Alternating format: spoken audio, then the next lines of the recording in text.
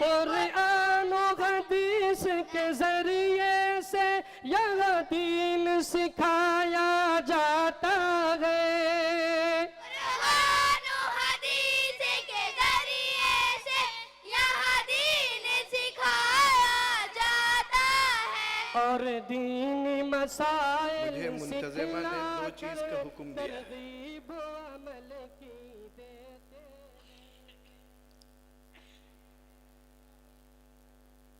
ایک تو کہ آپ دو چار ہی آیت قرآن شریف کی تلاوت کرتے ہیں، اور پورا مجمع تلاوت ہی کی برکت سے ہے، اور دوسرا کچھ بول دیں تو بہت سارے لوگ اپنی اپنی بولی بول کے چلے گئے ہیں۔ اب بولنے کی ضرورت نہیں ہے، مہمان خصوصی تشریف لائے ہیں، ہمیں اور آپ کو ان کو سننا ہے اور ان کی نصیحتوں کو گرہ باندھ لینی ہے اور اس پر عمل کرنا ہے۔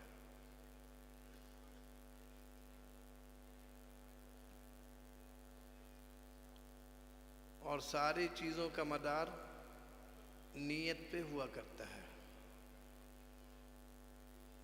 نیت اچھی ہوتی ہے، کام میں اخلاص ہوتا ہے اور رضا الہی مقصد ہوتا ہے تو وہ کام آگے بڑھتا ہے۔ نیت کہتے کسے؟ آپ نماز کے لیے سوچا اور اس کے بعد چلے تو ایک اچھے کام کا آپ نے ارادہ کیا۔ اسی طریقے سے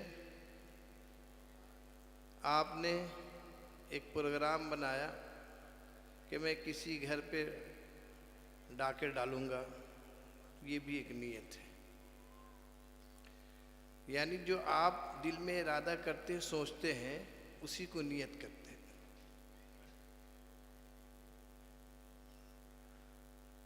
اور نیت کی بنیاد پر اعمال کی سزا اور ثواب مرتب ہوتا ہے۔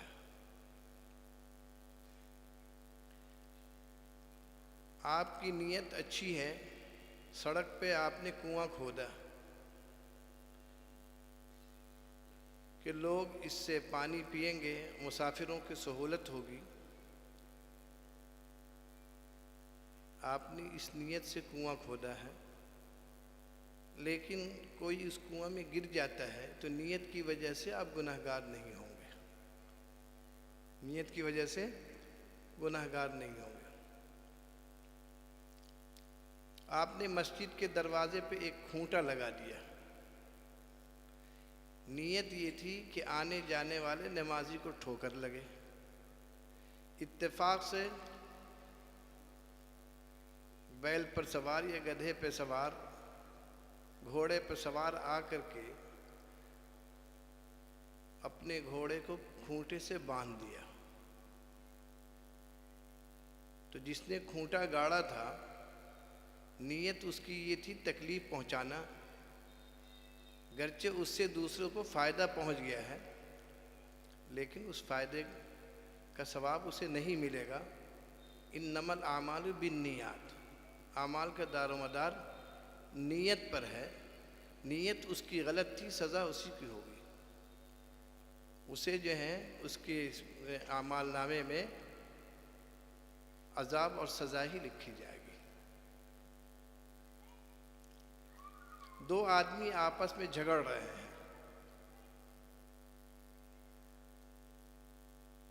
اور دونوں کی نیت میں یہ ہے کہ میں اسے ماروں گا، میں اسے ماروں گا، اس میں سے ایک قاتل بن گیا، ایک مقتول بن گیا۔ آپ صلی اللہ علیہ وسلم نے فرمایا قاتل بھی جہنمی ہے، مقتول بھی جہنمی ہے، اس لیے کہ اسے موقع ملتا تو اس سے وہ مارتا، موقع نہیں ملا وہ بچ گیا، لیکن نیت کے اندر فساد تھا، اس فساد کی بنیاد پہ اسے جہنم میں ڈالا جائے گا۔ تو نیت کا بڑا دخل ہے ہر کام میں، نیت اچھی ہو تو وہ کام فروغ پاتا ہے، آگے بڑھتا ہے، اس کے اچھے اثرات مرتب ہوتے ہیں۔ نظام الملک طوسی کا نام سنا ہوگا، آج پوری دنیا کے اندر درس نظامی جو چلتا ہے، بغداد کے اندر انہوں نے ایک ادارہ قائم کیا تاکہ اس کے ذریعے لوگ علم حاصل کر کے اللہ کی رضا حاصل کریں، اللہ والے بنے۔ مقصد علم کا اللہ کی خوشنودی، اللہ کے احکامات کا چلن اور اللہ کے فرامین پہ زندگی گزارے۔ سب کا خلاصہ یہ کہ وہ اللہ والا بن جائے۔ کچھ دن مدرسہ چلا، ہزاروں طلبہ جو ہیں اس مدرسے میں ہیں۔ خبر ملی کہ جس مقصد کے لیے آپ نے مدرسے کو قائم کیا ہے، مقصد سے لوگ دور ہٹتے جا رہے ہیں، مقصد سے لوگ دور بھاگتے جا رہے ہیں، اور اس میں لوگوں نے پڑھنے کا مقصد، عہدہ، منصب، دنیاوی ضروریات کا حصول، تو بڑا انہیں افسوس لگا، اور وہ سوچنے لگے کہ یہ بات صحیح بھی ہے کہ صرف ایسی اڑتی خبر ہے۔ وہ تحقیق کے لیے مدرسے میں گئے، دیکھا ماشاءاللہ مدرسے کے طلبہ تکرار میں لگے ہوئے، کتاب کے مطالعے میں لگے ہوئے، سب پڑھ رہے ہیں، مدرسہ بالکل آباد ہے، تعلیم زور و شور پہ ہے۔ ایک طالب علم کو بلایا، پوچھا کہ تم کیا پڑھ رہے ہو؟ کہا کہ اس سال میں فارغ ہو جاؤں گا اور مفتی بن جاؤں گا، قاضی قضا کی تربیت لے لوں گا۔ اس کے بعد کیا کرو گے؟ کہ میں قاضی بنا دیا جاؤں گا۔ اس کے بعد میں دوسرے سے پوچھا کہ میرے افتاء کی تکمیل ہوئی، مقصد کہ ہم جو ہے مفتی بنیں گے، شہر کے جو ہے مشہور نامور جو ہیں مفتیوں میں شمار ہوں گے۔ پوچھتے گئے، اور جتنے طلبہ تھے سب کی زبان سے صرف دنیاوی مقاصد ہی، شہرت وغیرہ اور دنیا حاصل کرنا مقصود تھا۔ نظام الملک نے جو ہے فیصلہ کر لیا کہ مدرسہ بند کر دینا۔ جس مقصد کے لیے میں نے قرآن و حدیث کو پڑھوایا ہے، وہ مقصد کے اعتبار سے جو ہے ناکام ہے، اور ہم اس میں فیلئر ہیں۔ آگے بڑھتے ہیں تو دیکھا کہ ایک طالب علم بوریے پہ بیٹھ کے کتابوں میں منہمک ہے، کتاب پڑھ رہا، وہاں پہ جا کر کے کھڑے ہو گئے، 15 منٹ گزر گیا، 20 منٹ گزر گیا، 30 منٹ گزر گیا۔ اس کے بعد خود کہتے کہ تم دیکھتے نہیں میں اتنی دیر سے کھڑا ہوں؟ تو انہوں نے کہا میں مدرسے میں پڑھنے کے لیے آیا ہوں، کسی کو دیکھنے کے لیے نہیں آیا ہوں۔ میں مدرسے میں پڑھنے کے لیے آیا ہوں، دیکھنے کے لیے نہیں۔ دیکھنے کے لیے تو بہت جگہ تھی، میں یہاں پڑھنے کے لیے آیا ہوں۔ تو کیا پڑھنے آئے ہو؟ پڑھنے کا مقصد کیا ہے؟ تو انہوں نے کہا کہ پڑھنے کا مقصد تو بالکل جو ہے روز روشن کی طرح آیا ہے، بچپنے سے سنتا آ رہا ہوں کہ ہمارا کوئی خالق ہے، کوئی مالک ہے، جو سارے جہان کا پروردگار ہے، کھانا بھی کھلاتا ہے، پلاتا بھی ہے، سلاتا بھی ہے، جگاتا ہے، پورے دنیا کے نظام کو چلاتا ہے، آسمانوں کے نظام کو چلاتا ہے، سمندر کے نظام کو چلاتا ہے، بحر و بر سب اسی کے قبضے میں ہے۔ تو جو اتنا بڑا مالک ہے، جن کا اتنا بڑا احسان ہے کہ انہوں نے مجھے وجود بخشا اور پڑھنے کے لیے مدرسہ نظامیہ میں داخل فرمایا، تو میری ذمہ داری بنتی ہے کہ جس مالک کا اتنا بڑا احسان ہے تو میں مدرسے میں بیٹھ کر ان چیزوں کو سمجھ لوں اور جان لوں کہ جس سے میرا مالک راضی ہو جاتا ہے، جس سے میرا رب راضی ہو جائے، تاکہ ہمارا ہر عمل، ہر کام، ہر فعل ہمارا جو ہے اللہ کی مرضی کے مطابق ہو، اللہ کی رضا کے مطابق ہو۔ جب انہوں نے یہ بات کہی تو اطمینان کا سانس لیا کہ پورے مدرسے میں ایک لڑکا تو ملا جو اللہ کی رضا کے لیے کر رہا ہے، اللہ کی رضا کے لیے پڑھ رہا ہے۔ علم کا مقصد کہ ہم ان چیزوں کو جانیں کہ جو حلال ہیں وہ حلال ہوں، حرام کو جانیں حلال کو جانیں، اور حرام کو چھوڑ کر حرام کو چھوڑ کر حلال راہ کو اختیار کریں، ناجائز کو چھوڑ کر جائز کو اختیار کریں، انتشار کو چھوڑ کر کے اتحاد کے معاملے کو اختیار کریں، جس سے میرا رب راضی، وہ سب عمل کرنے کے لیے میں علم حاصل کر رہا ہوں۔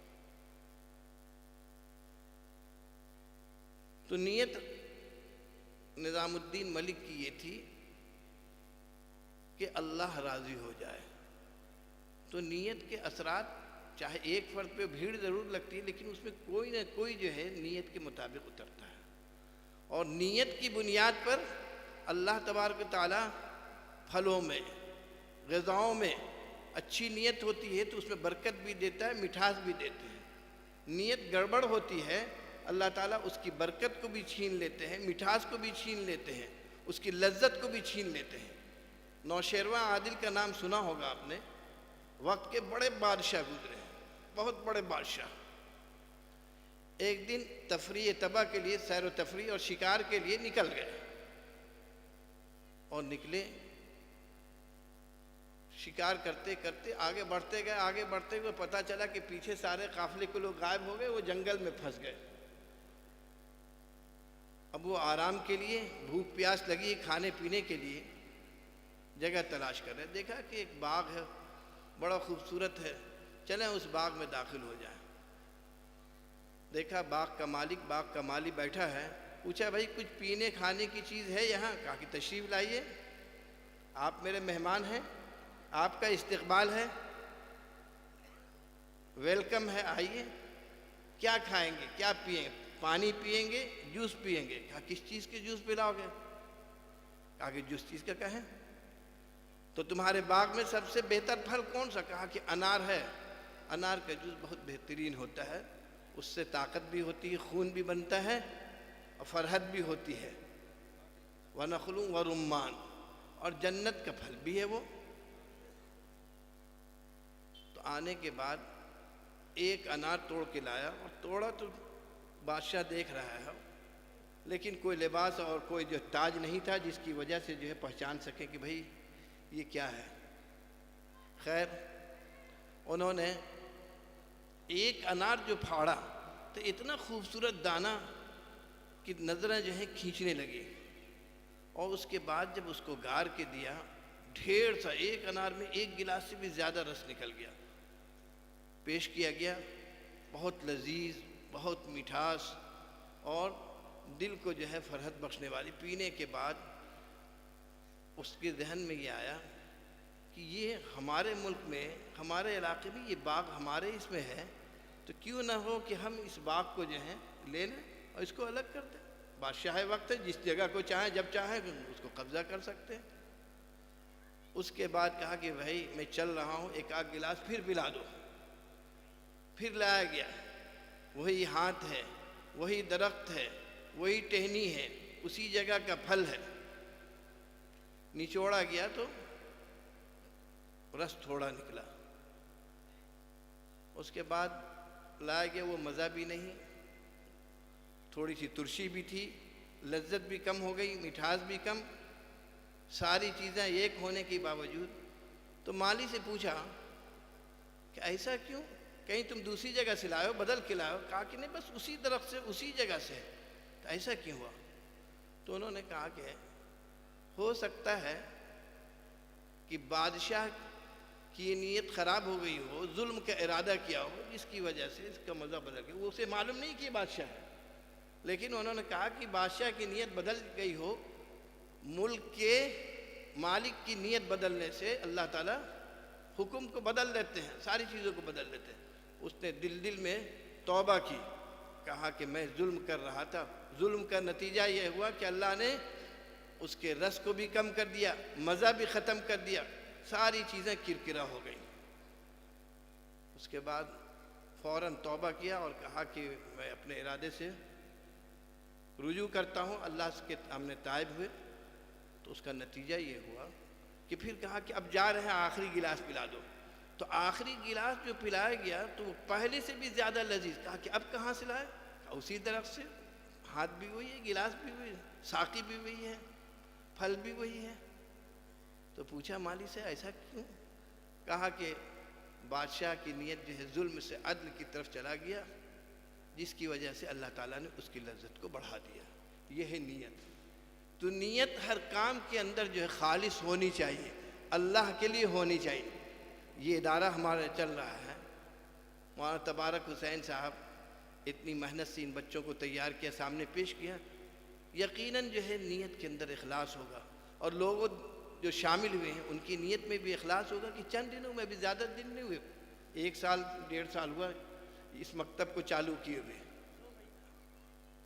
پچھلے سال تذکرہ کیے تھے، اسی لیے میں سمجھ رہا ہوں کہ 1 سال ہو گیا ہے. تو 2 مہینے کے اندر بچوں کا آگے بڑھنا، یہ اخلاص کا دخل. اس لیے نیت اچھی ہونی چاہیے. نیت اچھی ہوگی تو کام آگے بڑھتا جائے گا، اور کام کے اندر اخلاص ہونا چاہیے، رضا الہی ہونی چاہیے، رضا رب ہونی چاہیے.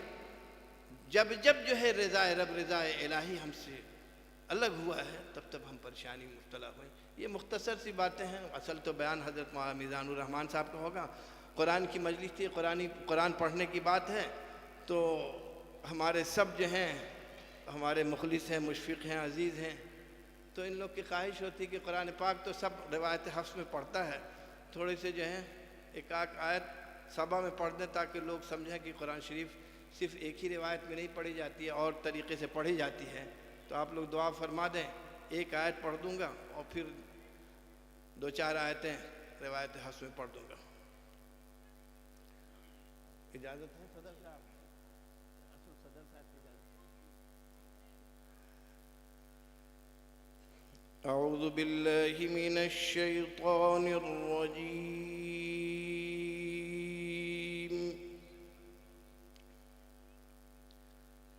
بسم اللہ الرحمن الرحیم.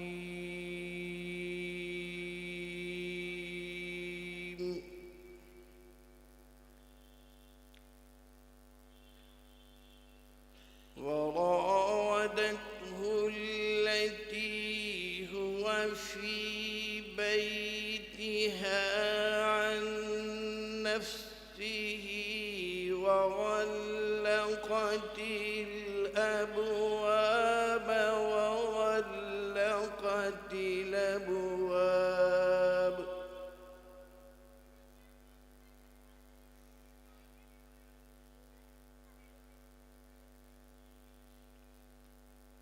وغلقت الأبواب وغلقت الأبواب وقالت هيت هيت هيت هيت لك.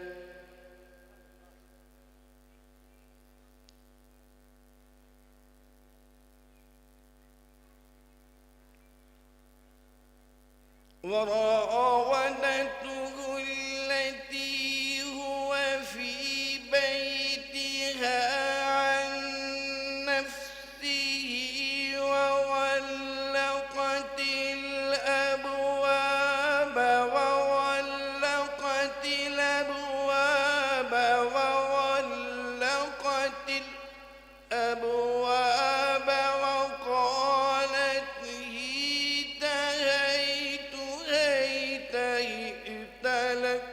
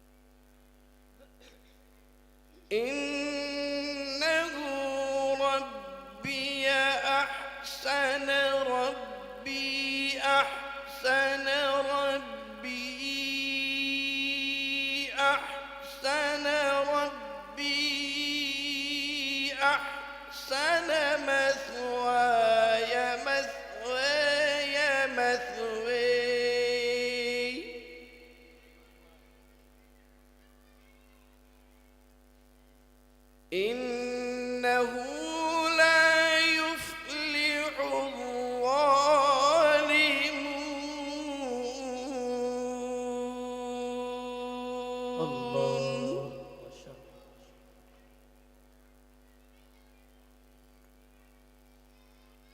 قال معاذ الله إنه ربي أحسن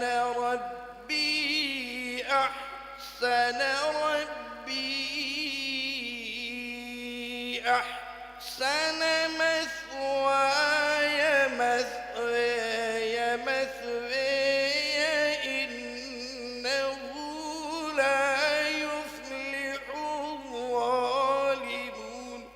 الله ما شاء الله، حياك الله. قال معاذ الله إنه ربي أحسن مثواي إنه لا يفلح الظالمون.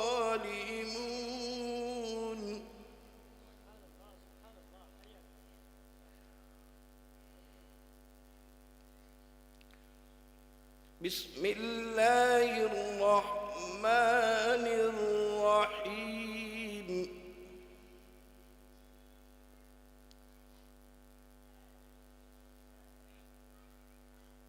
الذين يحملون العرش ومن حوله يسبحون بحمد ربهم ويؤمنون به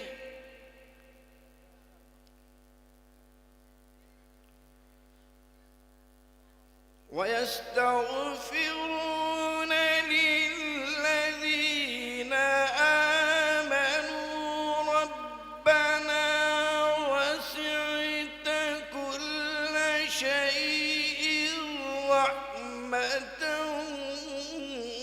وعلما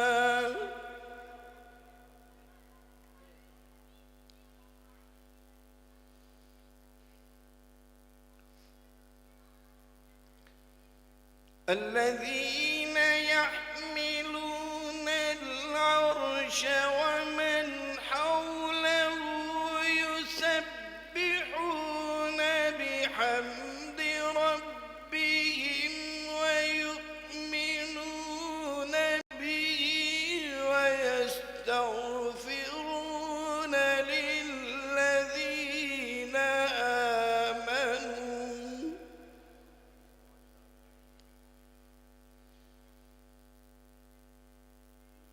ربنا وسعت كل شيء رحمة وعلما فاغفر للذين تابوا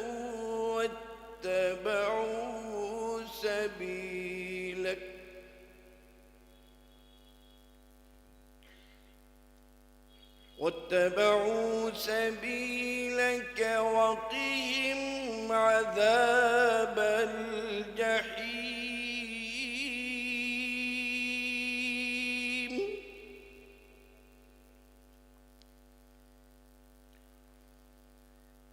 ربنا وأدخلهم جنات عدن التي وعدتهم ومن صلح من آبائهم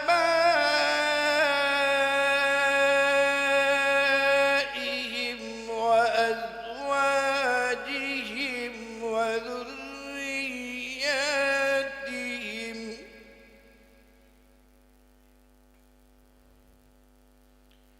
إنك أنت العزيز الحكيم.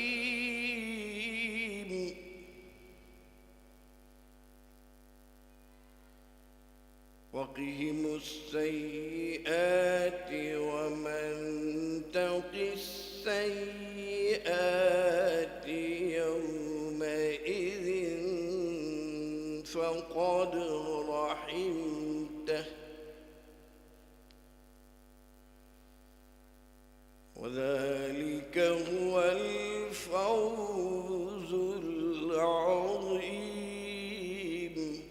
صدق اللہ العظیم۔ ماشاءاللہ، حضرت کی آواز، مجھے وہ زمانہ یاد آ رہا ہے کہ حضرت جب جوان ہوں گے تو کیا آواز ہوگی۔ اللہ کا کلام جب پڑھا جاتا ہے قسم رب کعبہ کی کہ دل باغ باغ ہو جاتا ہے۔